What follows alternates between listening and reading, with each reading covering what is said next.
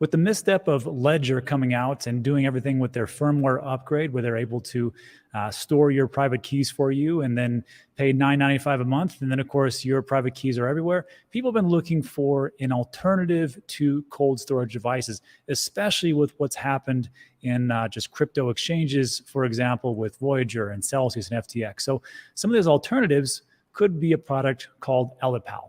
And this product itself is another cold storage device, and it looks pretty good. But I will caution you that with every single product out there, there is no 100% perfect product for you. There are always some pros and cons. In this video, we're going to quickly, as best as possible, go over those. So Ellipal itself, it has 3 or 4 different types of products. And you can see here that it is air gapped.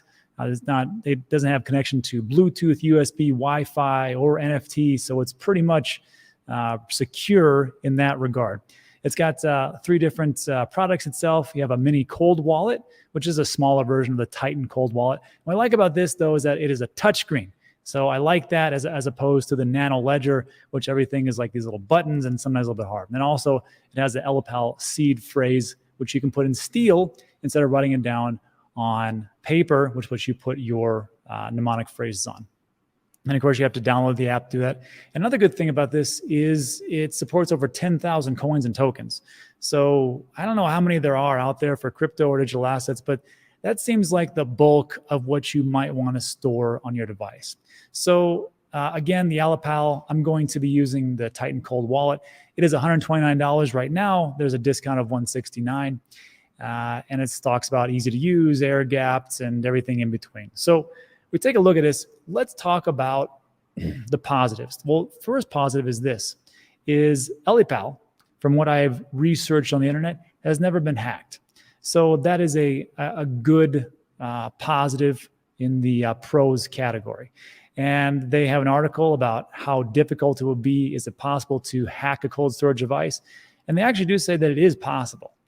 And they quote, in a famous study done a few years ago on the famous hardware wallet Ledger Nano S, the hackers successfully accessed the account through a USB connection, proving that these connections can be a threat. Now, this was a video that I saw about 1.5 years ago, maybe 2 years ago, where it was an old Ledger Nano S, and they had not updated the firmware. And yes, it was available to do that. But remember, for that to happen, those hackers had to actually have the physical device of the Nano Ledger S or X in their possession. So if that is something that concerns you, then that could be it. Now, I got to tell you, I don't know what kind of home invaders are super hackers, but hey, anything's possible. And it states, even if air gap makes a cold wallet incredibly secure, talented hackers can still disassemble the wallet and attack it directly. What's great about Ellipal is that it has an anti-tamper feature. So even if this does happen, which I don't know what universe this actually does happen, Tremors will let the anti-tamper feature know that there is an attempt to hack the wallet, and it will automatically self-destruct. Now, it doesn't like blow up in the perpetrator's hands. It actually just kind of wipes out the information inside. So that is a pro for Ellipal. And then when I did the search, I wanted to see if anybody had actually hacked an Ellipal, and there was an article which talked about how somebody who had XRP on the Ellipal and it actually had gotten hacked. And I took a look, and I just had to, I couldn't find anything else besides that. I couldn't find a follow-up. But I did ask AI, which this is Google's AI version called Bard, kind of like ChatGPT, but it can actually connect to the internet, and it's actually free to use. So if you want to check that out, I'll link in the description. And it talks about how, I just asked the question, has Ellipal ever been hacked? And it states in 2021, there was a report of an Ellipal XRP wallet being hacked. However, this was not due to a security vulnerability in the Ellipal Titan. Instead, the user's seed phrase was compromised, which allowed the hacker to access their funds. Again, I could not find this anywhere, but this is what Bard gave me, so take that with a grain of salt. So that's positive, I believe. And then also, people are also very concerned if the source code is out there. Well, you can find this on GitHub. I will link this in the description. It's not, from what I understand from the documents, this isn't all of the code itself, but it is a bulk of it in case people want to work with Ellipal and integrate it with Ellipal. They can find this over here on GitHub. Again, links in the description. You can check it out yourself. So those are the pros, and it looks pretty easy, and it's a nice touch screen. It's a very slick device. And, as a matter of fact, the device itself came with actually, they sent me 3 things. This is the original Titan. They gave me the Titan Mini, which is very small, and the seed phrase itself. So thank you to Ellipal. But what comes with it is the actual device itself, a cord which you can connect to the stand, which is how you charge this. And also there's going to be a micro SD card, which is what you have to use to upgrade the firmware. And that will be one of the cons, and I will get into that in a second. But another thing that I kind of concerned me, might be a concern for some people, not everybody, but Ellipal Limited is headquartered in Hong Kong. So Hong Kong is not part of mainland China, as everybody knows. It is 2 countries, 1 system, and they say that Hong Kong is separate. However, it is amazing how things are kind of converged, and that's just where it is. Also, when I took a look at who was behind Ellipal, I had to figure out, well, how long has it been around? It was founded in 2016. I don't think they rolled out a product until 2017. And this is from Crunchbase. I'll link this in the description as well.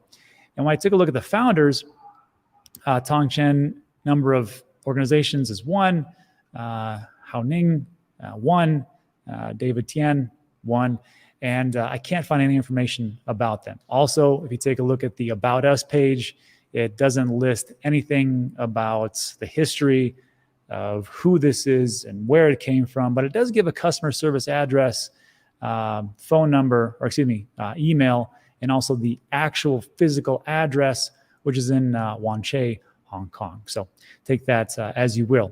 And then also one of the other cons is, like I talked about, to update the firmware. I'm going to play this video. It's a minute long.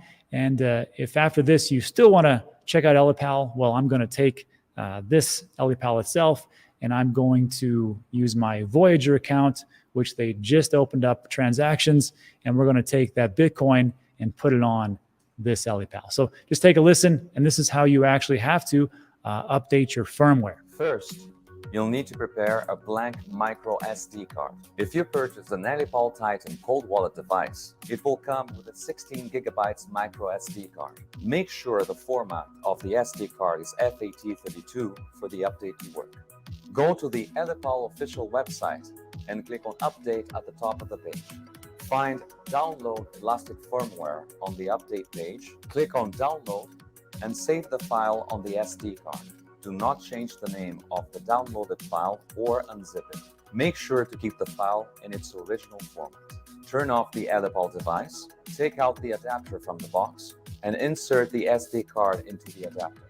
Connect the USB cable to the adapter with a power source. Then, connect the adapter to the Ellipal device. Wait until the charging sign appears on the screen, then turn the device back on by holding the power button. Select Settings, select Update. Ellipal will automatically extract the file for the update, but please do not disconnect the adapter. After the extraction is finished, another menu will appear. Select Start Update and wait for the update to finish. Yeah, so there you go. And it seems like a lot of steps, but it's just like everything else. If you want to go through those steps and figure it out, probably after a couple of times, pretty simple stuff to do. So now what I want to do is I want to jump into my phone, and what we're going to do is we're going to take those Voyager cryptos and digital assets, and they're going to move them over into my Ellipal wallet. So just as a reminder, if you have any kind of crypto or digital assets on Voyager, you are now able to transfer them out. Unfortunately, it's only up to 35% because, well, incompetence. So let's jump on my phone and I'll show you what I'm talking about. Okay, so here on my phone, and I've blurred some of the things out, obviously, but what I'm going to do is I want to take Bitcoin and we're going to transfer it over. So when you click on that and you're actually into the app itself, that's going to say, hey, before you continue, double check. Make sure you're in the correct address for receiving the wallet. Number 2, you've confirmed that the receiving wallet is compatible. Again, you don't want to send Bitcoin to an Ethereum wallet and vice versa and all those things in between. You're aware and responsible for the applicable transaction fees. Again, there's going to be fees because they're not going to pay for that. And then please note all terms of the crypto transfer, blah, blah, blah, blah. Okay, continue. So here it's going to ask me, how much do you want to send? I will always recommend that you do a test transaction first for everything that you do. There's nothing worse than sending over $1,000, $10,000, $10 million worth of crypto, and you're like, whoops, send it to the wrong address, or there's just a hiccup or a problem. So always send a small test transaction first, which we are going to do right now. So I'm going to send, let's take 0.001 Bitcoin, which is $30. And see right here, it says tap to paste the Bitcoin address. So what I want to do is I want to go back to my Ellipal wallet, and I'm going to show you how this looks like. So let's jump in. So first things first, I'm going to turn this on by holding this button right like so. Say Ellipal. I'll start to ramp up. It's going to ask me for my favorite language. I'll pick English. And now it's going to say download the Ellipal app, or you can go to this URL. I'll link that in the description as well. But just to make this very simple, I'm just going to scan everything. So let me click on the scan.